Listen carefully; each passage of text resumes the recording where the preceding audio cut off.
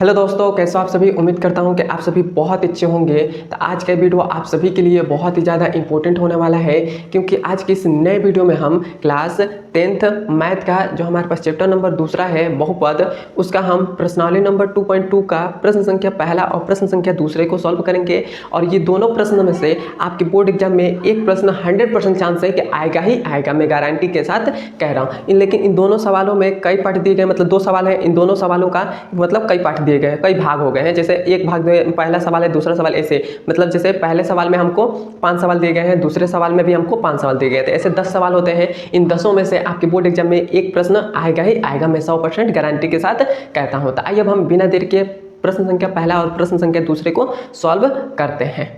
तो ये हमारे पास क्लास 10th मैथ का जो हमारे पास चैप्टर नंबर दूसरा है बहुपद, उसका प्रश्नावली नंबर 2.2 का प्रश्न संख्या पहला और प्रश्न संख्या दूसरे को सॉल्व करेंगे। तो देखिए हमारे पास प्रश्न संख्या पहला हमारा क्या कह रहा है, कि निम्न द्विघात बहुपदों के शून्यक ज्ञात कीजिए। मतलब ये जो हमारे पास द्विघात बहुपद दिए गए हैं, इसका हमें क्या करना है, शून्यक ज्ञात करना है। तो सबसे पहले तो क्वेश्चन यहाँ तक कह रहा है, उसको पहले हम इसके शून्य ज्ञात करते हैं, उसके बाद हम फिर से क्वेश्चन को पढ़कर इसके आगे के हम इस क्वेश्चन को सॉल्व करेंगे। तो सबसे पहले कोई भी द्विघात बहुपद हो उसका शून्य कैसे हम ज्ञात करेंगे।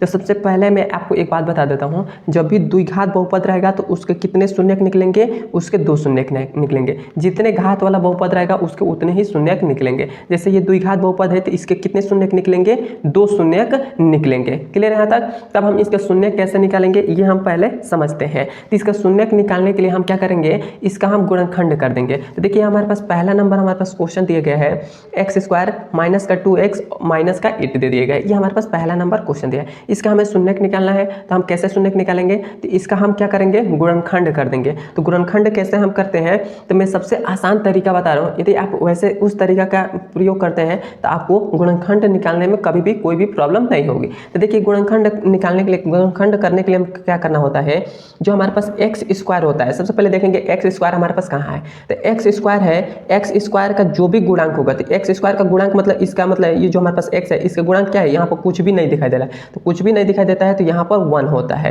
क्या होता है, 1 होता है। तो ये जो 1 है हमारे पास, x² का गुणांक क्या है, 1 है। तो 1 का गुणा सबसे लास्ट में कर देते हैं, मतलब जो हमारे पास लास्ट में अचर पद रहता है उसमें गुणा कर देते हैं। तो हमारे पास माइनस का 8 है, तो माइनस का 8 में हम गुणा करेंगे। तो एक का जब हम माइनस का 8 में गुणा करेंगे तो हमारे पास क्या आ जाएगा, तो हमारे पास माइनस का 8 आ जाएगा। आपको 8 आएगा माइनस का 8। अब हम इस माइनस का 8 को हम ऐसे 2 भागों में तोड़ें कि जोड़ने घटाने पर हमको माइनस का 2 मिल जाए और गुणा करने पर माइनस का 8 मिल जाए। क्या करें, इस हम 8 को ऐसे 2 भागों में तोड़ें कि जोड़ने घटाने पर माइनस का 2 मिल जाए और गुणा करने पर माइनस का 8 मिले। तो हम कैसे करेंगे, तो सबसे आसान तरीका है कि ये कैसे हम दिमाग में लगाएंगे। तो ये 8 है जो हमारे पास है, ये 8 किस किस के पहाड़े में आता है, तो एक तो हमारे पास आता है 2 चौको 8 होता है। उसके बाद हमारे पास क्या किस का पहाड़े में आता है, और तो किसी के पहाड़े में, और किसी के पहाड़े में 8 नहीं आता है, इसी के पहाड़े में 8 आता है। तो हमारे पास 2 और 4 को लेते हैं, तो हमारे पास इन दोनों को हम घटा देखते हैं।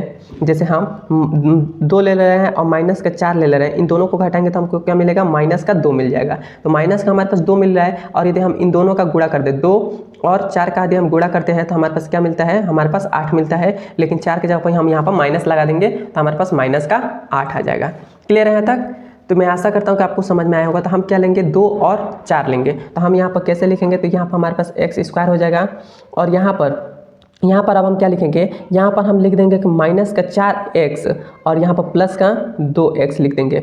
ये दो हम यहाँ पर लिख देंगे, या ये 2x को पहले लिखिए या 4x को बाद में लिखिए, उससे कोई मतलब नहीं, दोनों का मतलब एक ही होता है। तो ये हमने लिख दिया, और लास्ट में ये जो हमारे पास क्या है, 8 है, माइनस का 8 है, तो माइनस का 8 हो गया।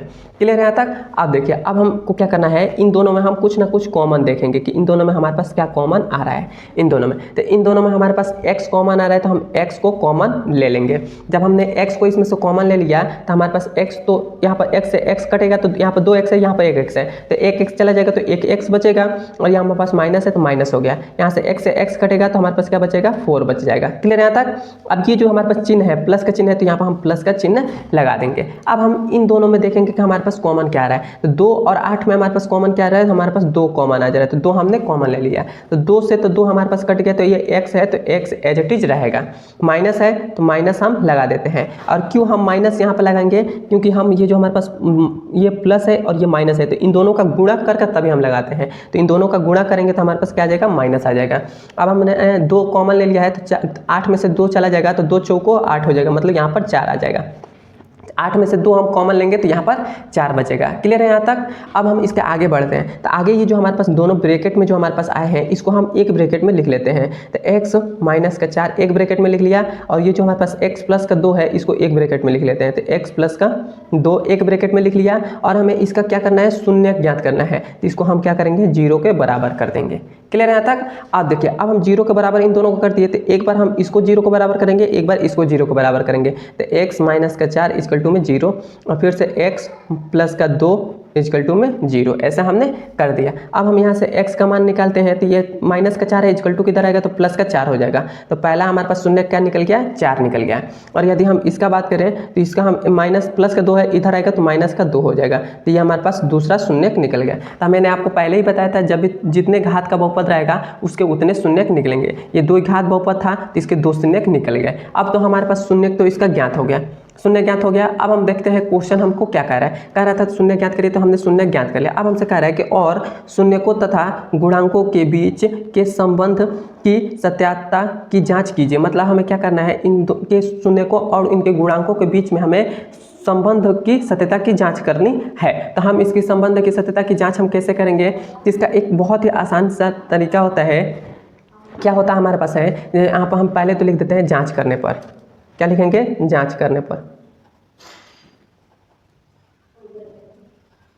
जांच करने पर तो हम क्या कर रहे हैं, पहले हम शून्यकों का योगफल, मतलब शून्यकों का योगफल और गुणनफल के बीच में हमें सत्यता की जांच करनी है। तो पहले तो हम क्या कर रहे हैं, शून्यकों का योग का हम जांच कर रहे हैं। तो यहाँ पर पहला हमारे पास होता है, जांच करने का 2 ही तरीका होता है। पहला होता है शून्यकों का योगफल, शून्यकों का योग।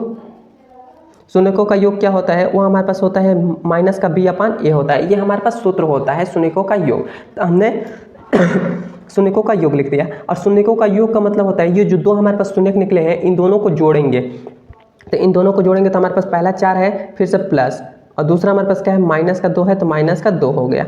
अब हमारे पास माइनस का b/a है। तो b हमारे पास किसका मान होता है, तो यहाँ पर देख लीजिए, b हमारे पास कौन सा होता है, जो हमारे पास x जो रहता है, x का घात जहाँ पर 1 होगा, x का घात जहाँ 1 होगा वही हमारे पास b का मान होता है। तो b का मान हमारे पास क्या हो जाएगा, हमारे पास x का गुणांक हमारे पास क्या है, माइनस का 2 है, तो माइनस का 2 हो जाएगा। b का मान क्या होता है, b का मान हमारे पास होता है जो हमारे पास x का गुणांक होगा, x का गुणांक क्या है, माइनस का 2 है, तो माइनस का 2 लिख लिया। और फिर से हमारे पास क्या है, माइनस, ये सूत्र में है तो माइनस हमने लगा दिया।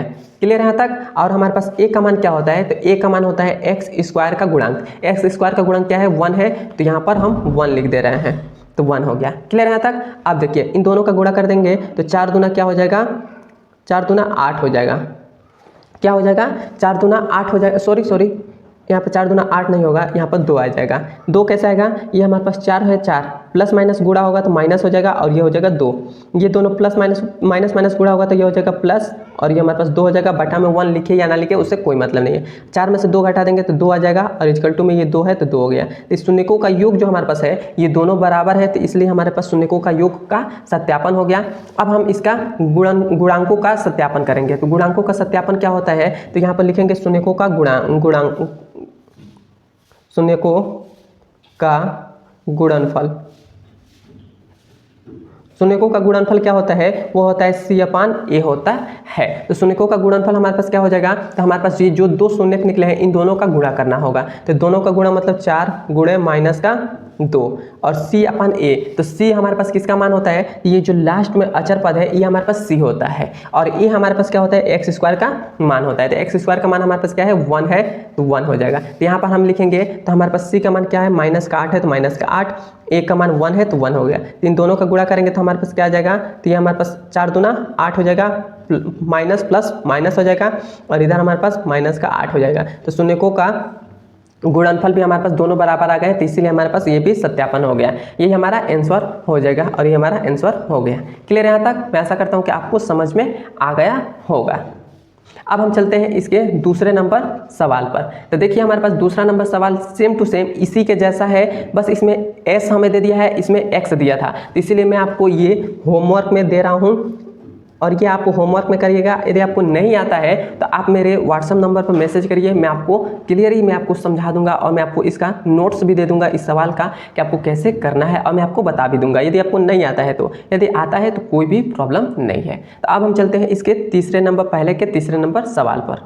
तो ये हमारे पास पहले का तीसरा नंबर सवाल है। सेम टू सेम ये भी पहला ही के जैसा है और दूसरे का जैसा ये भी है, लेकिन मैं आपको ये सॉल्व कर मैं दिखा दे रहा हूँ क्योंकि ये थोड़ा सा उटपटांग है। तो सबसे पहले हम इस तीसरे वाले सवाल को सॉल्व कैसे करेंगे, तो इसको सवाल को सॉल्व करने के लिए पहले हम इसको सीधा क्रम में लिखेंगे। मतलब हम क्या करेंगे, पहले हमारे पास एक्स स्क्वायर होना चाहिए, दूसरे पर एक्स का पावर 1 होना चाहिए, मतलब ये पहले होना चाहिए और ये जो है बाद में होना चाहिए। तो हम यहाँ पर लिख दे रहे हैं 6x² माइनस का ये 7x को पहले लिख दे रहे हैं, फिर से माइनस का ये 3 हो जाएगा। ऐसे हमने लिख दिया। क्लियर है तक। अब हमको इसका भी हमें शून्य याद करना है, तो इसका हम गुणनखंड करेंगे। तो गुणनखंड करने का सबसे आसान मैंने तरीका बताया था, एक्स स्क्वायर का जो गुणांक है क्या है हमारे पास 6 है, तो 6 का गुणा सबसे लास्ट में जो अचर पद रहता है उसमें कर देंगे। तो 6 कितना हो जाएगा, 18 हो जाएगा।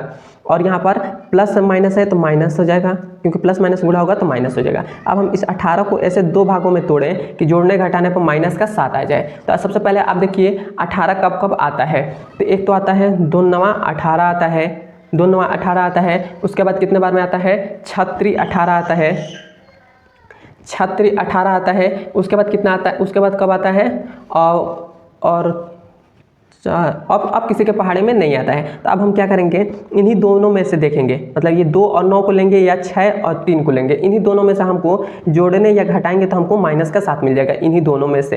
तो हम क्या कर रहे हैं, इन दोनों को घटाएंगे तो हमको या जोड़ेंगे तो हमको तो 7 तो नहीं मिलेगा, लेकिन 9 और 2 को यदि हम घटा दें, 9 में से 2 घटा दें तो हमको माइनस का 7 मिल जाएगा। तो हम क्या लेंगे, 9 और 2 लेंगे, और हम इन दोनों का गुणा भी करेंगे तो हमारे पास माइनस का 18 आ जाएगा। तो इसीलिए 9 और हम 2 लेंगे। तो यहाँ पर हमारे पास क्या हो जाएगा, 6x² हो जाएगा, और माइनस का यदि हम 9x ले रहे हैं और इसमें से 2x हमने घटा दिया, तो 2x हमने घटा दिया, 9x में से 2x हमने घटा दिया, प्लस कर दिया तो घट ही हो जाएगा। और हमारे पास इधर क्या है, माइनस का 3 है, तो माइनस का 3 हो गया। तो अभी हमारे पास हो गया, क्योंकि 9x में से हमको प्लस का 2 घटा देंगे तो हमारे पास क्या बचेगा, माइनस का 7x बचेगा। मतलब सेम टू सेम वही सवाल बचेगा, मतलब वही हो जाएगा। तो ये हमारे पास इतना हो गया। अब हम फिर से इन दोनों में से कॉमन देखेंगे, हमारे पास कॉमन क्या रहा है। तो इन दोनों में हमारे पास 3x कॉमन आ रहा है, इन दोनों में हमारे पास क्या आ रहा है, 3x कॉमन आ रहा है। तो 3 दूना 6 तो 2 हो गया, और यहाँ पर 2x है, यहाँ पर 1x है, तो 1x से 1x कटेगा तो 1x बच जाएगा, तो 1x हो गया। और यहाँ पर फिर से माइनस का चिन्ह है तो माइनस हो गया। 3 3 9, 3 से 3 हमें इसमें कॉमन आ गया तो 3 हो जाएगा, और x से x कटेगा तो खत्म हो जाएगा। और यहाँ पर प्लस का चिन्ह है तो यहाँ पर प्लस का चिन्ह हमने लगा दिया। अब इन दोनों में हमारे पास क्या कॉमन आया है, तो इन दोनों में हमको कुछ भी कॉमन नहीं आ रहा है। तो जहाँ पर कुछ भी कॉमन नहीं आता है वहाँ पर हम एक कॉमन ले लेते हैं। तो हमने एक कॉमन ले लिया। अभी हमारे पास सेम टू सेम यही उतरा जाएगा, क्योंकि हमें इसमें से एक कॉमन लिया है तो सेम यही चीज रहेगा। तो यह हो जाएगा 2x माइनस का 3 हो जाएगा। ये क्लियर है। अब देखिए, अब हमने क्या आपको बताया था, जो ब्रैकेट वाला है ये दोनों समान है, मतलब दोनों सेम संख्या आ गई है, तो इसको एक ब्रैकेट में लिख लेंगे। तो 2x प्लस का 3 एक ब्रैकेट में लिख लिया, और दूसरा ब्रैकेट में क्या लिख लेंगे, इस जो बाहर है उसको लिख लेंगे। तो 3x है और प्लस का 1 है तो 1 हो गया, इक्वल टू में 0 लगा देंगे। क्लियर है तक। अब देखिए, अब हमने 0 क्यों लगाया, क्योंकि हमें इसका शून्य ज्ञात करना है, तो इसलिए मैंने 0 लगा दिया। तब हम क्या करेंगे, इसके एक बार इसके बराबर में 0 लगाएंगे, तो हमारे पास एक बार इसके बराबर में 0 लग गया, एक बार इसके बराबर में 0 लगा देंगे। तो 3x प्लस का 1 इक्वल टू में 0 हमने लगा दिया। क्लियर है तक। अब देखिए, अब हमने 0 लगा दिया, तब हम क्या करेंगे, अब हम यहाँ से x का मान निकालेंगे। तो x का मान निकालने के लिए हमको क्या करना होगा, इससे पहले तो 3 को इधर भेजेंगे, तो इधर प्लस में इधर जाएगा तो माइनस, इधर माइनस में इधर आएगा तो प्लस में हो जाएगा, तो प्लस का 3 हो गया। और ये जो 2 गुणा में है इधर आएगा तो भाग में हो जाएगा।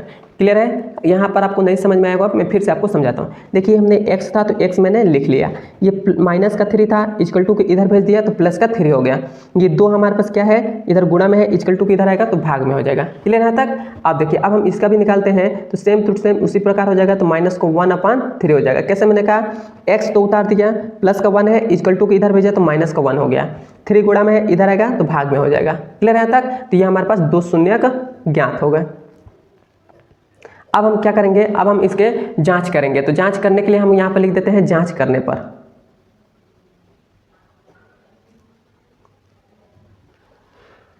जांच करने पर, तो जांच हम कर रहे हैं, तो सबसे पहले हमको जांच करने के लिए 2 ही तरीका है। पहला हमारे पास है शून्यकों का योग और शून्यकों का गुणनफल। तो शून्यकों का यहाँ पर लिख देंगे शून्यकों का योग। शून्यकों का योग हमारे पास क्या होता है, वो होता है माइनस का b/a होता है। तो शून्यकों का योग मतलब इन दोनों को जोड़ेंगे, तो 3 + 2, 3/2 और यहाँ पर फिर से प्लस हो जाएगा और ये माइनस का 1/3 हो जाएगा और ये हमारे पास माइनस का b/a। तो यहाँ से हम b का पहले मान हम निकाल ले रहे हैं। b हमारे पास किसका मान होता है, तो ये जो हमारे पास ये x है, x का गुणांक क्या है, -7 है। तो यहाँ पर क्या हो जाएगा, -7 हो जाएगा और सूत्र में माइनस है तो माइनस हमने लिख लिया। a का मान हमारे पास क्या है, तो a का मान हमारे पास x² का गुणांक होता है, तो x² का गुणांक क्या है, 6 है, तो 6 हो गया। क्लियर है यहाँ तक। तो यहाँ पर हमारे पास हो गया। अब हम इन दोनों का एलसीएम ले लेते हैं, तो 3 और 2 का लेंगे तो 6 हो जाएगा, 2 × 3 = 6, 3 बार में कटा, 3 जाकर ऊपर करेगा तो 3 × 3 = 9 हो जाएगा। क्लियर है। और यहाँ पर प्लस माइनस गुणा होगा तो माइनस हो जाएगा, 3 दूना 6, 2 बार में कटा तो 2 जाकर 1 में गुणा करेगा तो ये हो जाएगा 2। क्लियर है यहाँ तक। अब देखिए ये हमारे पास माइनस माइनस गुणा होगा तो प्लस के साथ हो जाएगा और बटा में 6 है तो 6 हो गया। अब देखिए 9 में से 2 घटा देंगे तो हमारे पास क्या बचेगा, 7 बटा में 6 है तो 6 हो जाएगा। क्लियर है यहाँ तक। उसके बाद देखिए यहाँ पर 7/6 है तो 7/6 हो गया। तो ये हमारे पास शून्यकों का योगफल दोनों बराबर हो गए। तो जब दोनों बराबर हो गए तो ये हमारा आंसर हो जाएगा। अब हम यहाँ पर क्या करेंगे, शून्यकों का गुणनफल निकालेंगे। तो यहाँ पर मैं लिख दे रहा हूँ शून्यकों का गुणनफल, शून्यकों का गुणनफल।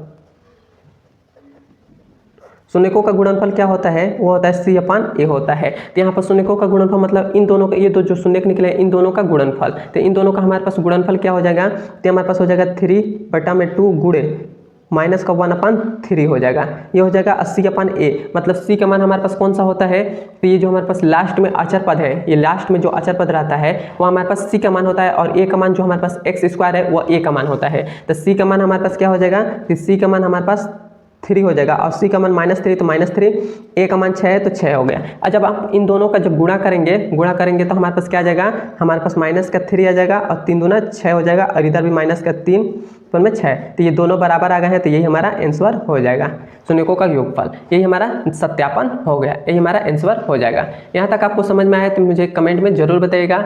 अब हम चलते हैं इसके चौथे नंबर सवाल पर। तो ये हमारे पास चौथा नंबर सवाल है। देखिए चौथा नंबर सवाल हमसे क्या कह रहा है, इसमें भी हमें शून्यक निकलना है, लेकिन ये थोड़ा सा अलग टाइप का दिया गया है। लेकिन ये सवाल बहुत ही आसान है, बस आपको एक बार समझना है। तो कैसे आपको लिखना होगा, तो ये देखिए ये जो हमारे पास दिए गए हैं इसका हमें गुणनखंड नहीं करना होगा। क्यों गुणनखंड नहीं करेंगे, क्योंकि हमें यहीं पर हमको कॉमन मिल जा रहा है और ये हमको कॉमन यहाँ पर मिल जा रहा है, तो यहाँ से हम कॉमन ले लेंगे। तो यहाँ से हमको 4u कॉमन मिल रहा है तो 4u कॉमन हमने ले लिया इसमें, और इसमें दोनों में से 4u कॉमन मिला है तो 4u कॉमन ले लिया। 4 से 4 कट गया तो ये खत्म हो गया। यहाँ पर 2u है, यहाँ पर 1u है, तो 1u से 1u कट जाएगा तो 1u बचेगा। क्लियर है। प्लस उसके बाद 4 दूना 8 तो ये 2 हो जाएगा और u से u कट जाएगा तो खत्म हो जाएगा। अब हम क्या करेंगे, ये इतना हमारे पास आ गया तो इन दोनों के बराबर में 0 लगा देंगे। अब हम क्या करेंगे, एक बार 4u के बराबर में 0 लगा देंगे। ये 4u है, इसके बराबर में 0, और एक बार हमारे पास u प्लस 2 हमारे पास है, इसके बराबर में 0 लगा देंगे। तो u का यहाँ से मान हम निकालेंगे तो हमारे पास क्या आ जाएगा, u का मान निकालेंगे तो यहाँ पर हमको 0 मिलेगा, क्योंकि ये जो हमारे पास 4 इधर गुणा में है, इधर आएगा तो क्या हो जाएगा, भाग में हो जाएगा। 0 में 4 से भाग देंगे तो 0 ही हो जाएगा। क्लियर है। और उसके बाद यह हमारे पास u हमारे पास है, तो इस 2 को इधर भेजेंगे तो -2 हो जाएगा। तो हमारे पास u का मान 2 निकल गया, मतलब जो हमारे पास शून्य कितने निकल गए, इसके 2 निकल गए। अब हमारे पास शून्य निकल गए हैं, तब हम इसकी सत्यता की जाँच करेंगे। तो यहाँ पर हम लिखेंगे सत्यता की जाँच करने पर क्या लिखेंगे, जाँच करने पर। तो जांच हम करेंगे तो हमारे पास क्या होता है, जांच करने का पहला हमारा तरीका होता है शून्यकों का योगफल। शून्यकों का योग, शून्यकों का योग क्या होता है, वो होता है माइनस का b/a होता है। तो b/a, b हमारे पास कौन सा मान होता है, तो जो हमारे पास u जो रहता है, मतलब x जो रहता है, x के जगह पर यहाँ पर क्या दिया है, u दिया है। तो u का मान कितना है, 8 है, तो 8 हो गया, और माइनस ये सूत्र में माइनस है तो माइनस हो गया। a का मान क्या होता है, u², जो भी स्क्वायर रहेगा उसका मान रहता है, उसका गुणनखंड रहता है। u का स्क्वायर का क्या है, 4 है, तो 4 हो जाएगा। क्लियर है यहाँ तक। आप शून्यकों का योगफल, तो इन दोनों का गुणा हम करेंगे तो हमारे पास क्या आ जाएगा, इन दोनों को जोड़ेंगे, मतलब 0 प्लस माइनस का 2 को हम जोड़ेंगे तो हमारे पास क्या आ जाएगा, हमारे पास -2 आ जाएगा।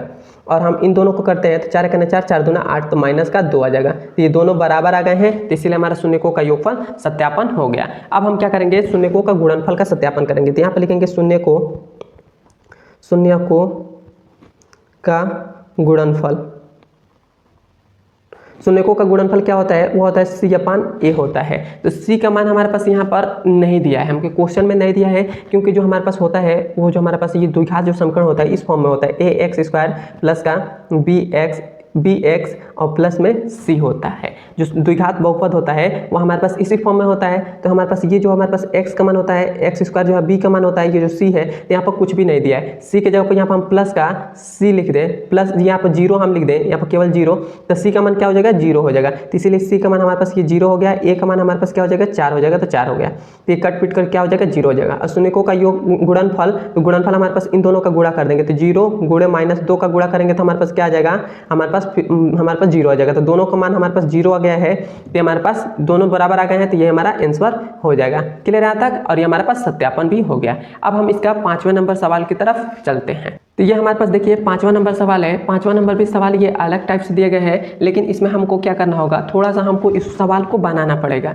क्यों हमको बनाना पड़ेगा? क्योंकि हमारे पास इसमें ना कॉमन आ रहा है, ना हम इसका गुणनखंड भी कर सकते हैं, कुछ भी हम नहीं करेंगे। तो सबसे पहले हम क्या करेंगे, इधर हमारे पास जो है 80 स्क्वायर है, तो हम ये माइनस का 15 इसका भी हम स्क्वायर पहले कर दे रहे हैं। तो टी स्क्वायर और ये हमारे पास माइनस का 15 है, तो इसको हम क्या कर दे रहे हैं, इसका अंडर रूट कर दे रहे हैं और इसका स्क्वायर कर दे रहे हैं। हमने ऐसा कर दिया। ऐसा हमने क्यों करा? क्योंकि यदि हम ये स्क्वायर से अंडर रूट को काटेंगे तो सेम टू सेम वही संख्या आ जाएगी। क्लियर बात है यहाँ तक? अब आपको एक सूत्र याद होगा कि जब ए स्क्वायर माइनस का बी स्क्वायर होता है तो ए हो क्या होता है, एक कोष्टक में ए माइनस बी, एक कोष्टक में ए प्लस बी होता है। यहाँ पर मैं लिख दे रहा हूँ ए स्क्वायर और माइनस का बी स्क्वायर। जब ऐसा होगा तो हम उसको क्या लिख सकते हैं, ए माइनस बी एक ब्रैकेट में और एक ब्रैकेट में ए प्लस बी, ऐसे हम लिख सकते हैं। या आप ऐसे भी लिख सकते हैं, या आप इसको ए प्लस बी को पहले लिख सकते हैं और a माइनस बी को बाद में भी लिख सकते हैं, ऐसे हम लिख सकते हैं। तो हम क्या करेंगे, ये हमारे पास इस फॉर्म में है, तो इसको हम क्या लिख सकते हैं, एक बार हम क्या कर लिखेंगे, एक ब्रैकेट में हम टी स्क्वायर प्लस का अंडर रूट का 15 लिख देंगे, अंडर रूट का 15 एक ब्रैकेट में लिख दिया। और दूसरे ब्रैकेट में हम क्या लिख देंगे, दूसरे ब्रैकेट में टी और माइनस का अंडर रूट का 15, ये हमने दो ब्रैकेट में हमने लिख दिया। क्लियर है यहाँ तक? अब हमारे पास ये दो ब्रैकेट आ गए हैं। अब हम इन दोनों को बराबर में 0 लगा दे रहे हैं, 0 हमने लगा दिया। क्लियर है यहाँ तक? यहाँ पर स्क्वायर नहीं रहेगा। क्लियर है यहाँ तक? अब हमने दोनों के बराबर में 0 लगा दिया, तो अब हम क्या करेंगे, इसके बराबर में भी एक बार हम 0 लगाएंगे, टी प्लस अंडर रूट का 15 के बराबर में 0, और एक बार इसके बराबर में टी माइनस का अंडर रूट का 15 के बराबर में 0 लगा देंगे। तो यहाँ से हम टी का मान निकालेंगे तो हमारे पास माइनस का अंडर रूट का 15 आ जाएगा, और यहाँ से हम टी का मान निकालेंगे तो यहाँ पर से प्लस का अंडर रूट का 15 हमारे पास आ जाएगा टी का मान। तो यहाँ पर हमारे पास टी का मान 2 आ गए हैं, मतलब 2 शून्य का हमारे पास ज्ञात हो गए। क्लियर है यहाँ तक? तो हमारे पास 2 शून्य ज्ञात हो गए। अब हमारे पास 2 शून्य ज्ञात हो गए हैं, तो अब हम क्या करेंगे, इनकी हम जाँच करेंगे। तो यहाँ पर हम लिखेंगे जाँच करने पर, जाँच करने पर जांच हम करेंगे तो हमारे पास क्या आ जाएगा, तो जांच हम करते हैं तो पहले हमारे पास क्या होता है, शून्यकों का योग होता है। तो शून्यकों का योग, शून्यकों का योग क्या होता है, माइनस का बी अपान ए होता है। तो माइनस का बी अपान ए हो गया। अब यहाँ पर हमको बी और ए का मान नहीं मालूम है, बी का मान नहीं मालूम है लेकिन ए का मान मालूम है। इसका मैंने एक फॉर्म बताया था, द्विघात बहुपद किस फॉर्म में होता है, ए स्क्वायर प्लस का बी एक्स प्लस का सी होता है, मतलब ए एक्स स्क्वायर प्लस का बी एक्स प्लस का सी होता है। तो इस फॉर्म में ये हमारे पास क्या दिया गया है, ये हमारे पास दिया है टी स्क्वायर, और एक्स के जगह यहाँ पर कुछ भी नहीं दिया, सीधे सी का मान दे दिया गया। तो हम यहाँ पर प्लस का 0 एक्स लिख सकते हैं, या 0 टी के फॉर्म में है तो 0 टी हमने लिख दिया। उसके बाद फिर से माइनस का अंडर रूट का 15 है, तो अंडर रूट का हमने 15 लगा दिया। तो इस फॉर्म में हो गया। तो ये हमारे पास b का मान होता है, ये हमारे पास a का मान होता है, मतलब t का गुणांक क्या है, b का मान, टी स्क्वायर का गुणांक क्या होता है, a का मान होता है। तो हमारे पास क्या हो जाएगा, b का मान क्या हो जाएगा, 0 हो जाएगा, और माइनस है तो माइनस, a का मान क्या हो जाएगा, तो टी स्क्वायर का गुणांक क्या है, टी स्क्वायर का गुणांक कुछ भी नहीं है तो 1 है, तो ये हमारे पास कट पिट कर क्या आ जाएगा, 0 हो जाएगा। क्लियर है यहाँ तक? अब देखिए इसका हमारे पास गुण योगफल थे, मतलब माइनस का अंडर रूट का 15 प्लस का अंडर रूट का 15, इन दोनों को जोड़ेंगे तो माइनस का अंडर रूट का 15 फिर से प्लस का अंडर रूट का 15, इन दोनों को जोड़ेंगे तो प्लस यहाँ पर माइनस में, ये प्लस में है तो ये कट पिट कर क्या हो जाएगा, 0 हो जाएगा। और इधर भी हमारे पास क्या आया है, 0 आएगा। तो दोनों हमारे पास मान बराबर आ गए, तो ये हमारे पास शून्यकों का योगफल सत्यापन हो गया। अब हम यहाँ से क्या करेंगे, शून्यकों का गुणनफल का सत्यापन करेंगे। तो यहाँ पर लिख रहे हैं शून्यकों का गुणनफल, शून्यकों का गुणनफल क्या होता है, सी अपान ए होता है। तो शून्यकों का गुणनफल, इन दोनों का गुणनफल, तो माइनस का अंडर रूट का 15 गुणे अंडर रूट का 15, इन दोनों का गुणनफल। और सी का मान हमारे पास क्या है, तो हमारे पास है माइनस का 15 है, तो माइनस का 15, और ए का मान क्या है, 1 है, तो 1 हो गया। क्लियर है यहाँ तक। अब हम इन दोनों का गुणा करेंगे तो ये हो जाएगा 15 और यहाँ पर माइनस है तो माइनस हो जाएगा, और इधर भी हमारे पास क्या है माइनस का 15 है तो माइनस का 15, तो हमारे पास दोनों बराबर आ गए हैं, ये हमारा आंसर हो जाएगा। क्लियर है यहाँ तक। अब देखिए अब हमारे पास 6वां नंबर जो सवाल है, पहले का 6वां नंबर सवाल है क्या है, 3x² माइनस का x और माइनस का 4 है। ये हमारे पास 6वां नंबर सवाल है, सेम टू सेम ये पहला, दूसरा और तीसरा नंबर सवाल के जैसा है। इन दोनों 6वां नंबर सवाल को आप होमवर्क में करिएगा, क्योंकि आज जब तक आप अपने मन से नहीं बनाएंगे तब तक आपकी प्रैक्टिस बढ़िया नहीं होगी और आपके एग्जाम में भी मतलब थोड़ा सा डाउट ही रहेगा। तो जब तक अपने मन से नहीं बनाएंगे तब तक आपको कोई भी सवाल है वो आना बंद हो जाएगा। अपने मन से बनाइए तभी आपको सवाल ये सारा के सारा समझ में आएगा। केवल वीडियो देखने से कुछ भी नहीं होता है, अपने मन से आपको मेहनत करना पड़ेगा तभी आपको सफलता मिलेगी। यदि आपको वीडियो देख रहे हैं और आपको समझ में भी आ रहा है लेकिन आपको वही समझ ले रहे हैं, फिर से 1-2 दिन बाद वही सवाल को आप करने बैठेंगे तो आपको याद भी नहीं होगा। उसीलिए मैं आपको बार बार कहता हूं कि अपने मन से कोशिश पहले करिए। एक बार वीडियो देख लीजिए, कोई बात नहीं है, वीडियो देख लिया आपको समझ में सारा चीज़ आ गया है तो फिर से अपने मन से कोशिश करिए कि मैं इस सवाल को फिर से लगाऊँ, देखें कि मेरे को ये सवाल आ रहा है कि नहीं आ रहा है। जब ऐसा आप करेंगे तो आप बहुत ही ज़्यादा मतलब आप स्ट्रॉन्ग भी बनेंगे और आपका नॉलेज भी बढ़ने लगेगा। तो अब हम चलते हैं इसके दूसरे नंबर सवाल पर। यह हमारे पास दूसरा नंबर सवाल है। देखिए दूसरा नंबर सवाल हमसे क्या कह रहा है कि एक द्विघात बहुपद ज्ञात कीजिए जिसके शून्यकों के योग तथा गुणनफल क्रमशः दी गई संख्या है। मतलब हमें इस क्वेश्चन में हमें शून्यकों का कोई भी द्विघात बहुपद है उसको हमें ज्ञात करना है और हमें इसके 2 शून्यक दे दिए गए हैं। तो ये हमारे पास 2 शून्यक हमको दे दिए गए हैं, इन दोनों शून्यक की मदद से हमको द्विघात बहुपद ज्ञात करना है। तो इसका एक सूत्र होता है, यदि आप वह सूत्र याद है तो आप बहुत ही आसानी तरीके से निकाल सकते हैं। कोई भी द्विघात बहुपद का यदि आपको शून्यक मालूम है, ये हमारे पास द्विघात बहुपद के 2 शून्यक हैं, इन दोनों शून्यक हमको दे दिए गए हैं। और जब भी आपको कोई भी द्विघात बहुपद का शून्यक मालूम हो तो एक सूत्र बस आप याद रखिएगा, द्विघात बहुपद आप आसानी से निकाल सकते हैं। देखिए इसका सूत्र होता है x² और माइनस का शून्यकों का योग। क्या होता है? शून्यकों का योग, और फिर से होता है x और प्लस में होता है शून्यकों का गुणनफल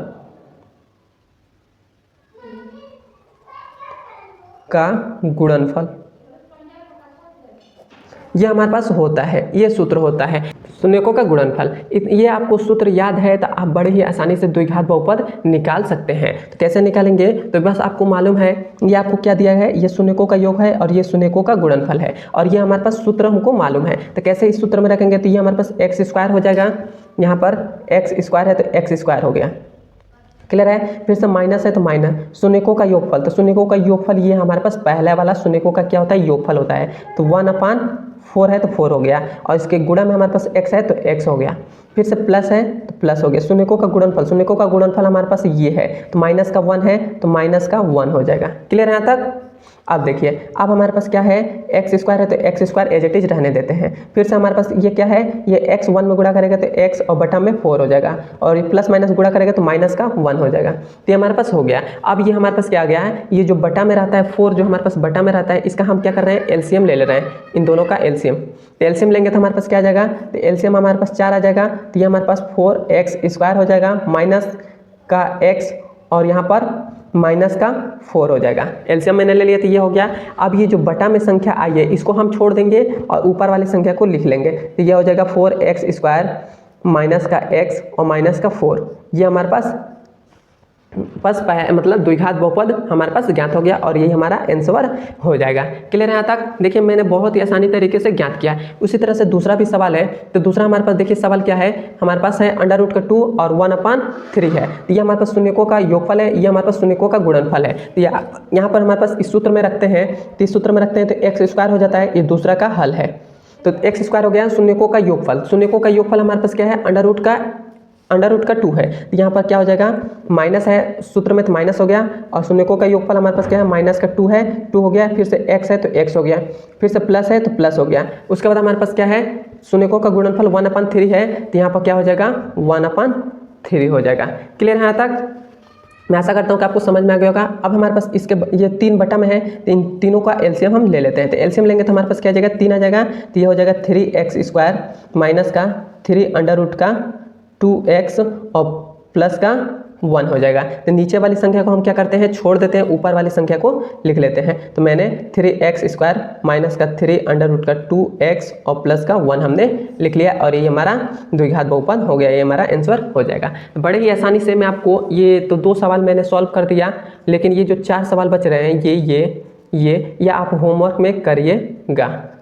मैं आशा करता हूं कि आपको होमवर्क में कर लेंगे। बस आपको ये सूत्र पर रखना है। क्या करेंगे, ये जो शून्यकों का योगफल है इसको यहाँ पर रख दीजिएगा और ये जो है यहाँ पर रख दीजिएगा, उसके बाद सॉल्व कर दीजिएगा, आसानी तरीके से सॉल्व हो जाएगा। मैं आशा करता हूँ कि आपको समझ में आया होगा और ये वीडियो कैसा लगा है कमेंट में जरूर बताइएगा।